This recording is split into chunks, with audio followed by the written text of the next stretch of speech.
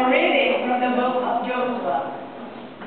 Joshua gathered together all the tribes of Israel at Shechem, summoning their elders, their leaders, their judges, and their officers.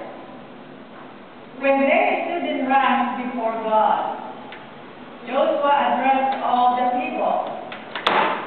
If it does not please you to serve the Lord, decide today whom you will serve. The gods your fathers served beyond the river, or the gods of the Amorites in this country you are now dwelling.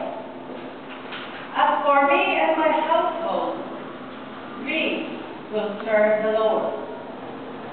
But the people answered, far be it from us to forsake the Lord for the service of other gods. For it was the Lord our God who brought us and our fathers up out of the land of Egypt, out of the state of slavery.